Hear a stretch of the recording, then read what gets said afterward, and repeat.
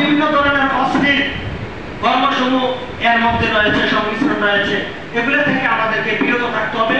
এবং আমাদের প্রতিবেশী যারা রয়েছে অথবা আমাদের আত্মীয় স্বজন যারা রয়েছে তাদের কাছে এই কথাটুকু আমাদেরকে পৌঁছায় দিতে হবে।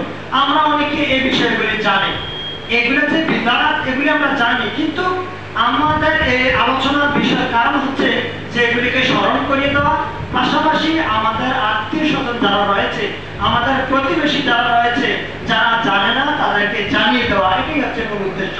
রাসূলুল্লাহ সাল্লাল্লাহু আলাইহি ওয়াসাল্লাম বলেছেন, বাল্লিগু আন্নি ওয়ালাউ আয়া, যদি একটা কথা জানা থাকে তাহলে তুমি সেটাই প্রচার করো।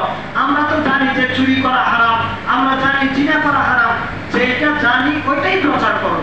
আল্লাহ নবী বলেন, বাল্লিগু আন্নি ওয়ালাউ আয়া, একটা কথা জানা থাকে সেটাই প্রচার করো।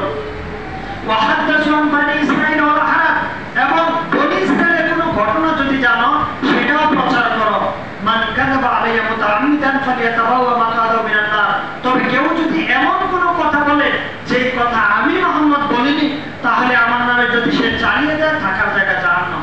সম্মানিত উপস্থিতি, মুহাম্মদ রাসূলুল্লাহ সাল্লাল্লাহু আলাইহি ওয়াসাল্লাম যেই কথা বলেননি তার নামে বানিয়ে বানিয়ে আপনি জাল হাদিস তৈরি করবেন, আর সেইটা মাহফিলে, স্টেজের মধ্যে, বিভিন্ন জায়গার মধ্যে প্রচার করবেন, আর বলবেন যে এটার পক্ষে এত দলিল রয়েছে, অমুক হুজুরের কিতাব থেকে দলিল দেয়। দলিলের অভাবে কিন্তু সব দলিল হচ্ছে হুজুরের কিতাবে, মূলত হাদিসও নাই, কোরআনও নাই।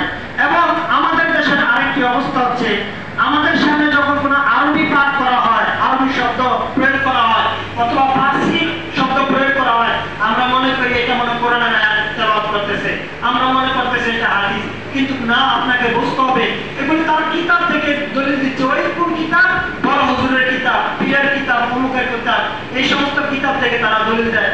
মূলত কোরআন থেকেও না, হাদিস থেকেও না।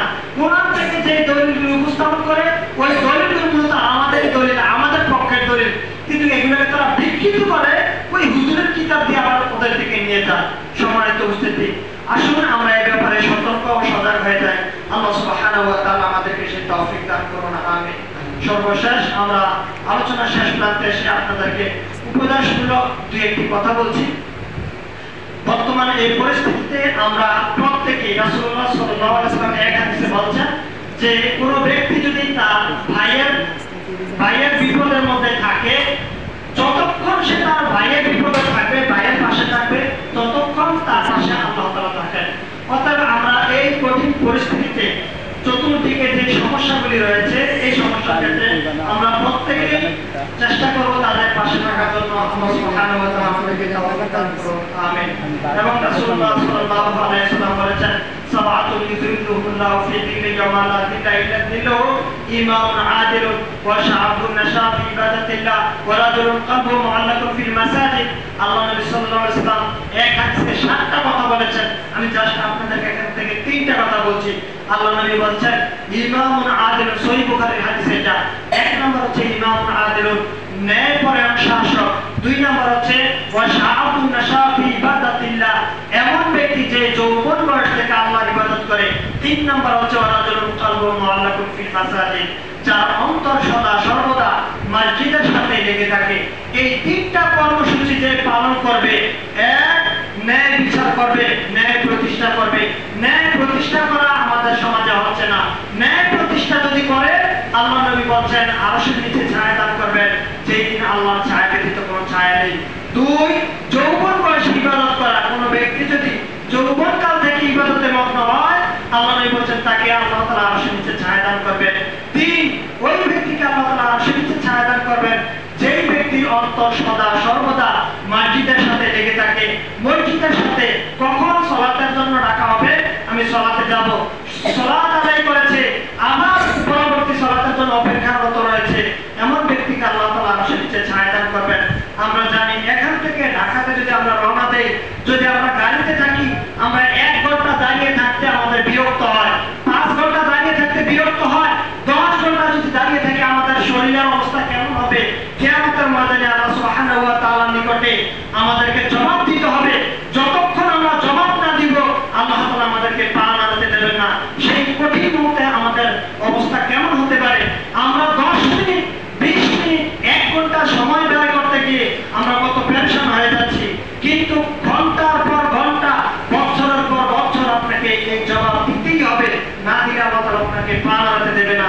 সম্মানিত উপস্থিতি, সেই কঠিন মুহূর্তে এই পরিস্থিতিতে আল্লাহ সুবহানাহু ওয়া তাআলা 7 শ্রেণীর লোককে আল্লাহ আরশের নিচে ছায়া দান করবেন। তার মধ্যে হচ্ছে ন্যায়পরায়ণ শাসক, 2 নম্বর হচ্ছে যে যৌবনবাসী ইবাদত করা, 3 নম্বর হচ্ছে মসজিদের সাথে যারা লেগে থাকে। আল্লাহ সুবহানাহু ওয়া তাআলা আমাদেরকে বুঝার তৌফিক দান করুন, আমিন। যে আলোচনা করেছি এ থেকে আমাদেরকে সঠিক কথাগুলি যা শুনলাম তার আনুগত্য করার তৌফিক দান করুন। আল্লাহ সুবহানাহু ওয়া তাআলা আমাদের ভুল ভ্রান্তিগুলি ক্ষমা করুন। সম্মানিত উপস্থিতি, সর্বশেষ একটা আয়াত বলে আলোচনা নীতি টানছি। আল্লাহ সুবহানাহু ওয়া তাআলা সূরা নিসা 4 নম্বর সূরা 115 নম্বর আয়াতে বলছেন, ওয়া মান ইউশাক্কির রাসূলা মিন বা'দি মা তাবায়্যানা লাহুল হুদা ওয়া ইয়াত্তাবি গায়রা সাবিলিল মুমিনিনা নুওয়াল্লিহি মা তাওয়াল্লা ওয়া নুসলিহি জাহান্নাম ওয়া সাআত মাসীরা।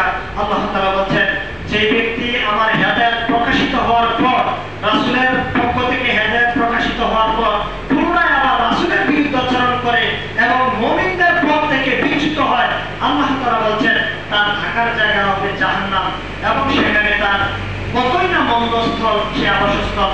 আল্লাহ সুবহানাহু ওয়া তাআলা সেই স্থান থেকে আমাদেরকে হেফাজত করুন এবং আমাদের যাবতীয় বিপদ আপদগুলিকে দূরীভূত করুন। আমাদের পিতা মাতাকে ক্ষমা করুন, আমাদের ভুল ভ্রান্তিগুলি আল্লাহ তাআলা মাফ করুন। আমরা যে আমল করতেছি এই আমলের মধ্যে শিরক বিদআতের যত সংমিশ্রণ আমল রয়েছে এগুলি আল্লাহ তাআলা ক্ষমা করুন এবং সুন্নাহ মোতাবেক আমাদেরকে জীবনযাপন করার তৌফিক দান করুন। আমাদের পিতা মাতাকে ক্ষমা করুন। যে সময়টুকু এখানে ব্যয় করলাম এর বিনিময়ে আমরা দুনিয়াতে আল্লাহর নিকটে কিছুই চাই না, এর বিনিময়ে আল্লাহ তাআলা যেন আমাদেরকে পরকালে উত্তম জান্নাত দান করেন, আমিন। এবং আমরা যে সময় এখানে ব্যয় করতেছি আমরা পরবর্তীতে যেন এই ধরনের সময় আমরা ব্যয় করতে পারি, আল্লাহ তাআলা আমাদের সেই মন মানসিকতা তৈরি করে দিন, আমিন। ওয়া আখিরু দাওয়ানা আলহামদুলিল্লাহি রাব্বিল আলামিন। সুবহানাকা আল্লাহুম্মা ওয়া বিহামদিকা আশহাদু আন লা ইলাহা ইল্লা আনতা আস্তাগফিরুকা ওয়া আতুবু ইলাইক। আসসালামু আলাইকুম ওয়া রাহমাতুল্লাহি ওয়া বারাকাতুহু।